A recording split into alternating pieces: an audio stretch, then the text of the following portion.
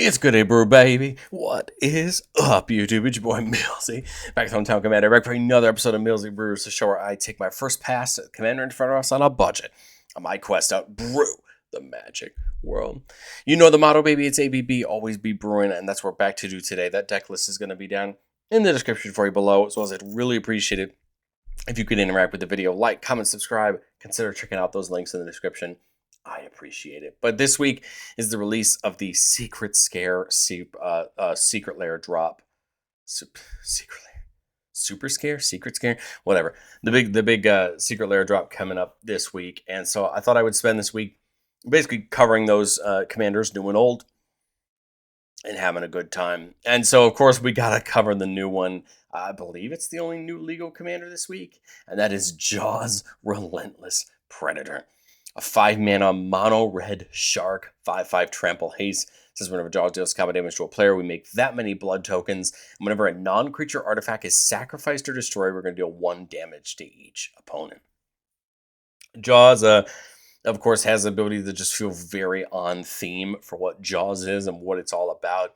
And so we're going to try to use these blood tokens and some of the other artifact tokens we can make to sacrifice them or destroy them to deal damage to each opponent, as we also try to use Jaws as a force for good, right, in combat, running down our opponents. The asterisk on the price at the bottom in this video is going to be that at the time that I'm recording this, the price for Jaws and all of the Jaws-themed version of his cards from the Secret Lair are not out. There's no pre-order prices. So the deck could go up slightly depending on, what they end up being and how that works. But, if you bought the Secret Lair, then, you're good to go, basically. Every other card in the deck will be encompassed in that number. But I want to say a quick thank you to the channel members. Thank you so much for supporting the channel. If you're interested in seeing all of our videos just a little bit earlier for just $1 a month, consider checking that out down below. Okay, so Jaws cares about us sacrificing or destroying non-creature artifacts. And the important thing to note is that it doesn't say you control. So obviously destroying our opponent's artifacts is good, and we have removal for that. But I think one of the easiest artifact tokens to make is treasures, and there's a lot of ways to do that. Goldspan makes one on attack, Brass's Bounty makes one for each land you control, Pirate's Pillage, and some of the draw spells like it let us pitch a card to draw cards and make treasures. You see that Seize the Spoils and Big Score. Reckless Endeavor, of course, one of the new Jaws-themed cards. Roll 2d12 and choose one result. It deals damage equal to that result to each creature, then create the number of treasure tokens equal to the other result. So again, can make you potentially a bunch of treasures. Again, unexpected windfall, same thing. Pitch a card, draw cards, and make treasures. Reaver Cleaver is great for Jaws, right? Giving it a little bit of buff and letting it make treasures for each combat damage it deals to a player. Again, so great, we get blood and treasures. Curse of Opulence lets us pick a player, and whenever anyone attacks that player, they get a gold token. The difference is when our opponents attack them, we get one and they get one. Descent into Avernus, of course, there with the Panic on Amity Island art. And Descent into Avernus is probably one of those cards that I think of all the decks that can use it, it gets so much better in a deck like this. The beginning of our upkeep, we put 2 counters on it. Then each player makes X treasures equal to the number of descent counters on it, and it deals X damage to each player. The intention here is that hopefully we get to use those treasures for our benefit, but not only that, as our opponents sacrifice those treasures, it's dealing damage to them, right? So Jaws kind of really leverages this Descent into Avernus to be really useful for us. Sticky Fingers makes treasures whenever the creature it's enchanted with hits. Weapons Manufacturer is going to make us extra munitions tokens. It says when this token leaves the battlefield, it deals 2 damage to any target. But the point is, we're to make munitions as we have non-token artifacts come in, and we do have a decent amount of them in the deck.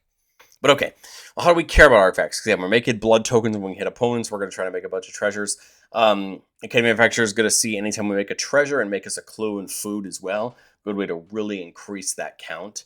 Crime Novelist, remember we sacrifice an artifact, we put a counter on it and add a red mana. So nice way to pay off maybe using the bloods to draw. Because remember, for a blood token, you could pay a mana, pitch a card, and draw a card. So we do a way to churn through our library with these blood tokens. What's nice is we still have ways to pay it off with something like that. Hawkeye Tyrant says whenever it hits a player, we gain control of all artifacts that player controls. At the beginning of our upkeep, if we have 20 more artifacts, you win the game. So there's a fun way to take advantage of the blood tokens we've been making. Same thing with something like Knuckles. Knuckles says whenever one or more of our creatures hit a player in combat, we draw a card, or sorry, we make a treasure. Beginning our upkeep, if we have 30 or more artifacts, we win the game. So there's a way to really take advantage, right, of some of these artifacts piling up. Ingenious Artillerist is going to deal damage to each opponent every time we make one or more artifacts. So again, a really nice way to turn making blood tokens right off of Jaws into some big damage. Krunko may look odd, but it's one of those cards that I think if we can get it set up can be a nice threat for us.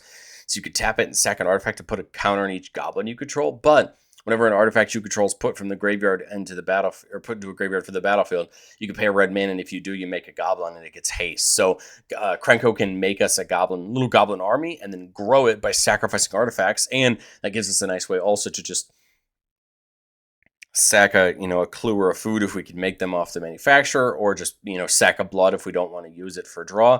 Well, there we go. There's a way to kind of make some other threats alongside Jaws. Magda can use those treasures to make 4/4 Scorpion Dragons with haste. And note that anytime we commit a crime, we get a tapped treasure. It only goes off once per turn, but very useful to stack some of those extra treasures. Weftstalker Ardent says whenever another creature or artifact we control enters, it deals 1 damage to each opponent. So each of those artifacts coming in is going to deal damage. We have a couple of these abilities in the deck, and I think they're really useful, right? Because if you think about it, 1 hit from Jaws, let's say somebody blocks it with a 2/2, so you're hitting for 3. That's 3 damage to each opponent, not even just to the opponent that you hit. That's 3 damage to each opponent, right? So that really starts to stack up. And then,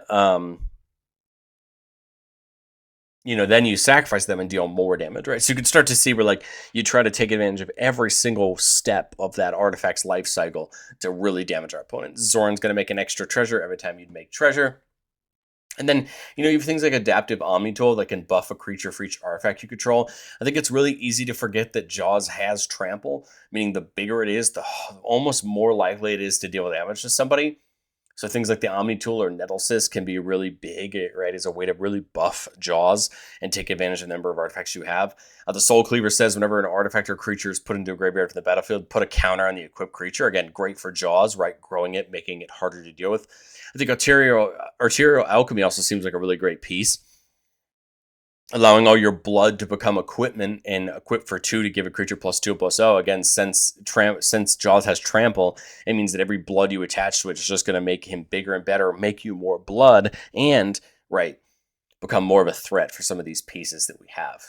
Well, okay, so we have ways to make blood, we have ways to make treasure, we have ways to buff Jaws so it makes more blood. Okay, so that makes sense, but like, every blood costs some mana to use, right? And every treasure nets us mana, and so that's great. But at the end of the day, I think we also need a way to just sacrifice artifacts quickly, right? It's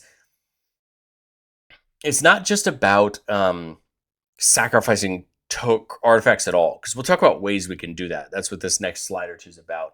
I think the important key thing is doing it at instant speed, because inevitably I'm going to have a stack of 15 blood tokens and my opponent's going to see Jaws waiting to die, and they're going to go, well, I need to get rid of Jaws, right? And so using something like Arcbound Ravager or Extruder that can just sack an artifact at instant speed to put a counter on itself or another creature is a huge deal, because then you can sacrifice all those at instant speed to get the triggers of Jaws on the stack before it dies. Yes, I imagine that hopefully your opponents aren't dumb enough to see you sitting with 15 blood tokens, an Extruder, and a Jaws, and they go to remove Jaws before you go to sack any of them. But I think it's just important to note that you want to threaten it, because then at instant speed, you could potentially knock someone out. Think about it. If I have 10 blood tokens laying around and I have an Extruder and I have a Jaws, if anyone gets to 10 life, I mean, I can nearly at instant speed, knock somebody out. Yes, they'd have a chance to basically get rid of Jaws, but the important thing is once the triggers are on the stack, Jaws' damage is going to go through whether Jaws is there or not. So you see the Ravager and the Extruder giving you options to buff creatures by sacrificing artifacts, and I think these are some of our best ones, mainly because then you can grow Jaws, you can grow some of these other creatures. The Creativity lets you sack X target artifacts or creatures, and for each permanent destroyed this way, you get to go off the top until you hit an artifact or a creature. Note that you can take out your opponent's artifacts this way, but I think it makes most sense to do ours, because then we get to cheat out our own artifacts and creatures. But again, very useful. You have things like Krark Clan Ironworks, just lets you sacrifice an artifact at any time to add double colorless. Again, a great ability, another instant speed outlet for you.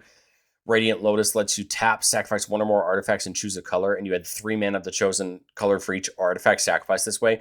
This feels like one of the best places for Radiant Lotus that we've seen since it's come out, netting you a ton of mana for those blood tokens. And then Transmutation Font lets you tap for your choice of a blood, clue, or food, and you can pay 3 and sack 3 different artifact creatures or tokens with different names to go get an artifact of your choice and put on a battlefield. Very interesting ability, but again, the point is you can make more tokens with it, and you can sack those tokens, right, 3 of them, right, to go get something key, and then you have 3 Jaws triggers, hopefully. I think we can also just, on the back end, keep in mind that if you're going to use the blood tokens as what they're intended for, pay 1, pitch a card, draw a card. I think you can also have cards that care about discarding cards. Braylon, Glenhorn, Buccaneer, Avora are basically all going to do something. Braylon and Glenhorn are going to deal damage to each opponent. Avora is just going to draw. But the important point is that you do have ways to profit from discarding cards. It's not as important because I think our deck's trying to just take advantage of artifact tokens and getting rid of them. But I think it's important to note that you could lean into this more. There are more cards that do this. Although this archetype is mainly in red-blue, we do have some access to it in red if we want to, and take advantage of it that way. You also could look at draw benefits as well from this, but again, I'd rather care more about the artifact tokens route than the drawing or discarding itself. But again, it just gives you options of more things you can look into. But I've said it before on the show, and I'll say it again, no deck's ever complete. This is my first shot at Jaws, and I think going into testing, we want to make sure we have enough ways to make treasures. If we wanted to up our budget a little bit and have some more fun, you can look at big dragons like Ancient Copper Dragon or Cavern Horde Dragon that have ways to potentially make you some artifacts. Cavern Horde making a treasure for each artifact the defending player controls that it hits in combat. Copper lets you roll that d20 on combat damage and make a bunch of treasures. Again, both of them are very good at making the treasures and could be nice threats. And then you have the option with the Nuka-Cola vending machine to make foods, or whenever you sacrifice foods, you make treasures. It's not really as good in this deck as it is in other decks, because other decks can really take advantage of gamifying having food.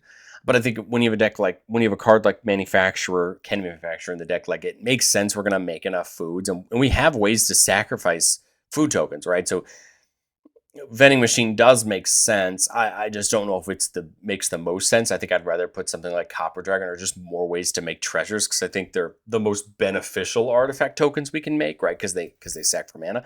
But I think it's important to kind of see, of course, that there are options out there. But let's do what we love to do on the channel the most and get into our playtest. Remember, the goal of playtest on our channel is not to find magical Christmas land.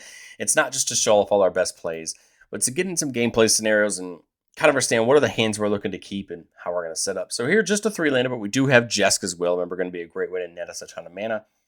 We see Hellkite Tyrant. We see Alchemist Talent comes in, makes us 2-tap treasures. On level 2, all of our treasures sack for 2 mana instead of 1. And then level 3, whenever we cast a spell, if we used a mana from a treasure to cast it, you get to deal damage equal to that spell's mana value to each opponent. Devastating Onslaught, very interesting card. It says you create X tokens that are copies of target artifact or creature. They get haste and sack at the beginning of the next end step. There's a lot of ways you could look at this. This could make a bunch of copies of Bloods that are immediately going to get sacrificed for the damage. I mean, we could wait till we get a nice creature to get a copy of. There's a lot of ways to look at what they can do for you. Otherwise, I think we're just coming to turn 3 and slamming out a Jeska's Will, getting hopefully 7 red mana from somebody on turn 3. Even if it's 6, it's not ideal, but it's possible. And then you can get attacking. I mean, I have no way of simulating what somebody has, but let's say we get at least 3 Bloods that turn. You could use the mana to pitch, but I kind of don't mind the idea of just keeping it in. I think the Fireweaver makes the most sense. Obviously, since Jaws is going to want to keep attacking. Embercleave is going to be a great play in a future turn to give Jaws double strike. Remember, double strike's huge because then you're getting more blood tokens. Again, let's say we get 3 more this turn. That's more damage off of Fireweaver. I mean, maybe you sack a blood here. Pitch a mountain and draw, just for some damage. Otherwise, I think we're just in good shape. I don't really want to attack with Fireweaver, right? But I do, Embercleave could be a big deal. You also see O'Hare Accidental. Anytime a source we control would deal an amount of non-combat damage less than its power, it becomes access to a power. I mean, that's non-damage there with Jaws, so that could be up to 4 every time with the Accidental. The real problem there is just that I'd have no way to sack the Bloods this turn. So I'd almost rather get Embercleave in, attack with both of them. You get reduced by 2 because you have 2 creatures attacking, and then get this in. So now it's a 6/6 with double strike. I would imagine you have a chance of getting more blood in this turn, dealing damage off the blood coming in, and Jaws is really becoming a threat of commander damage, maybe to the person that you've attacked the last 2 times. I mean, who knows, right? But the point is, then you come into this turn, and there's a couple ways you can look at this. We can just continue to keep ramming Jaws down our opponent's throats, which we're going to do.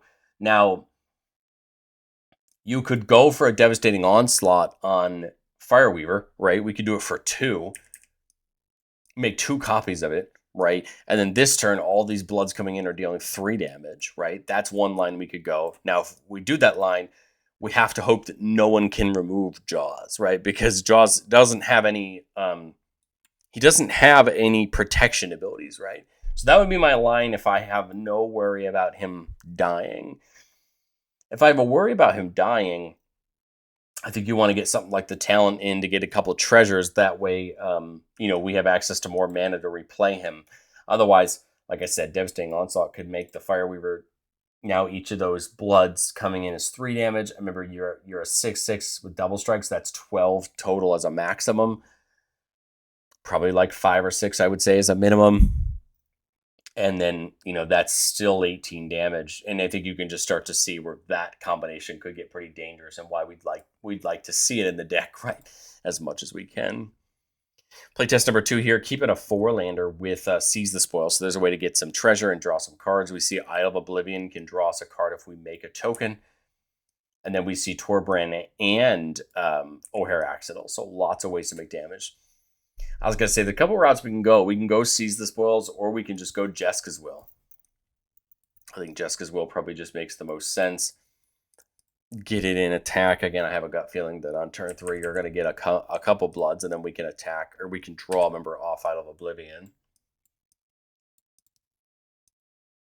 I think it's just Torbrand, because Torbrand's ability can actually add to the Jaws' ability. Right, because or Jaws' power, right? So, maybe it gets 3 or 4 this turn, and we get to draw. The important point is we're just adding pieces to the board, right? We see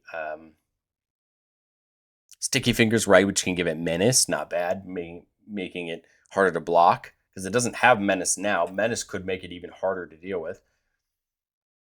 We could just sack a bunch of Bloods, right? Deal some damage. It's going to be 3 each time because of Torbrand. We could put the Sticky Fingers on Jaws and then, sack a couple Bloods, maybe pitch a Binds of Moria way to draw, maybe pitch a Treasure Vault way to draw, and then, pitch a, you could keep going, or you could, leave Zorn there now that you can get the treasure off that. But anyway, you're making more blood tokens, which is going to allow you to draw.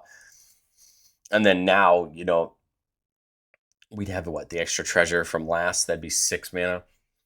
A lot of ways you could look at it. I mean, you could set up something like Genji Glove for next turn, or, just get down O'Hare Accidental, sack a Blood to deal 4 damage, and then get into combat. I mean, again, Jaws is going to become a nice threat on its own. Again, Double Strike is great when you can get it. Otherwise, I kind of like the idea of just continuing to pressure your opponents. I mean, if we had seen O'Hare Accidental before Torbrand, I mean, this is a turn where you just run through your blood tokens, right? And you even still could. It's 3 damage per blood token right now with Torbrand. So you could just run through your blood tokens for 5 mana here, 15 damage.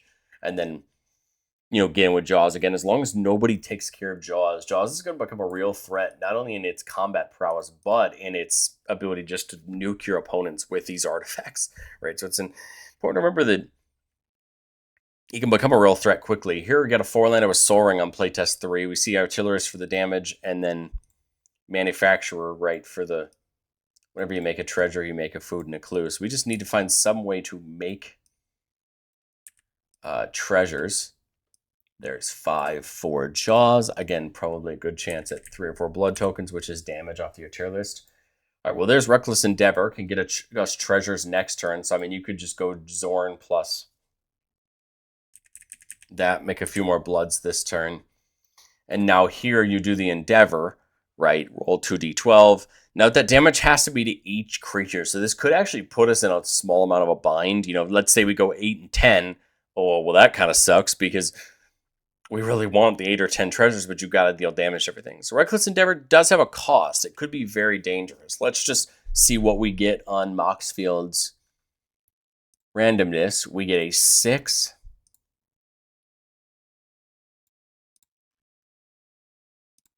And a 7. So that's not ideal. Both of those kill Jaws. So what do? Well, I think you get the 7 treasures. But the problem is you do them after dealing damage to each creature. So it's not like we get them with Zorn. And we also wouldn't get the replacement effects because I'm pretty sure Manufactured be dead. But, I mean, you get the 7 treasures. You immediately, get Jaws back down, get it in and attacking. You wipe the board. And then, now we have all the bloods to start running through, I guess. I guess this was probably the most unideal Reckless Endeavor. But then you have the Depth Shaker Titan next turn to come in, turn all those bloods into 3/3s, and just run people down. You could also do this turn instead. You could get the Titan in,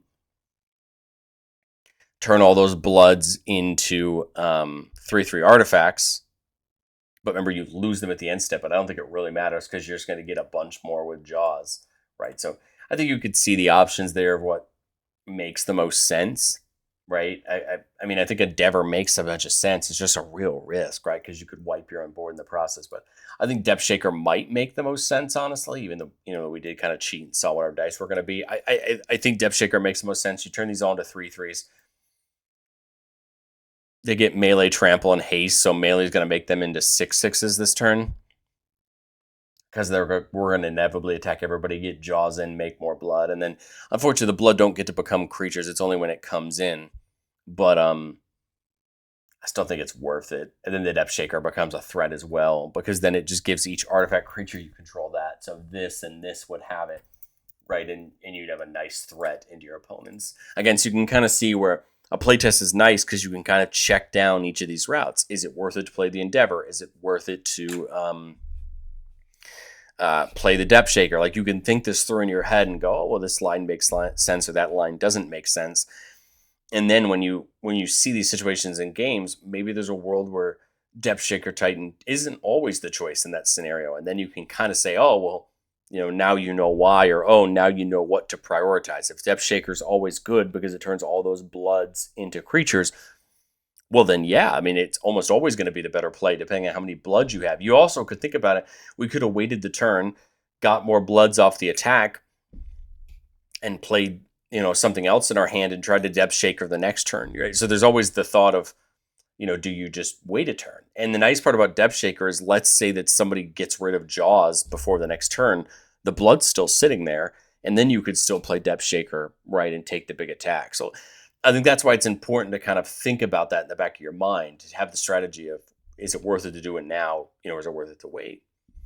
Here you get a 4-lander with the playtest 4 with the Artillerist. We see Fire Crystal, which is going to allow Jaws to come down for 4, so that's good. And we have Reign of Riches, an enchantment that makes us 2 treasures on enter. And then whenever we cast our first spell each turn using treasure, it gets Cascade. So a very interesting hand, and we're going to kind of see what we work our way into. So turn 2 here, I like the Omni Tool. Turn 3, the Artillerist. Turn 4, the Fire Crystal. Not only does it reduce our red spells by 1, but it does give things haste. But I think it's still the Jaws. An attack, again, I think we're still guaranteed a couple blood and some damage. Now here our mana has run out slightly, but I mean, you do have the option of something like the Omni Tool, putting it on Jaws, right? Giving it a buff for each artifact we control. Goldspan could make some sense, getting you the extra treasures this turn. It gets to attack in this turn. It's only on attacks that you get the treasure, so we couldn't get the treasure now and attach with Omni Tool, but I think this is probably still worth it. You come in, you get the treasure on attack, which remember can sack for 2 instead of 1, right? Because of its ability. And then again, you're probably guaranteed to cut more, blood. And then, okay, well, there's Radiant Lotus could net us a ton of mana, sack all those bloods, and we could probably really go deep. If you think about it, 4 plus that is 6 for the Radiant Lotus. Sack all our bloods, that's what? 18 mana? Get all the triggers. You could get in Genji Glove and attach it. You could get in Rain of Riches. And then, get Rain of Riches in first. And then, play that Genji Glove, cascading. Now, there's a lot of options now. And then you get the tool, right, attached to here. So you could give it double strike and that buff, just netting you a ton more blood. And remember, you can sack them at instant speed with a Radiant Lotus. I mean, it has to tap to do it. But I mean, again, now you're just getting some really nice threats, and we could also use that mana to crack the fire crystal or show the fire crystal, make a copy of the gold span, get more treasure.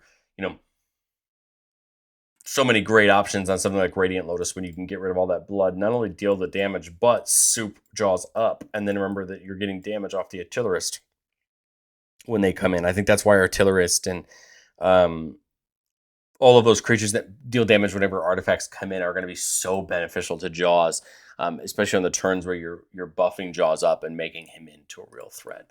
But I'd love to know, what do you think of Jaws down in the comment section below. Really interesting one. I think a lot of people are going to like the idea of this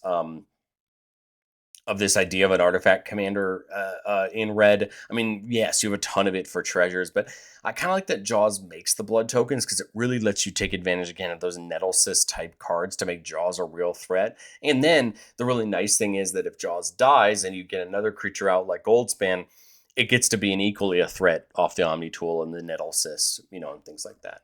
But let me know what you think of Jaws, and I will catch you in the next.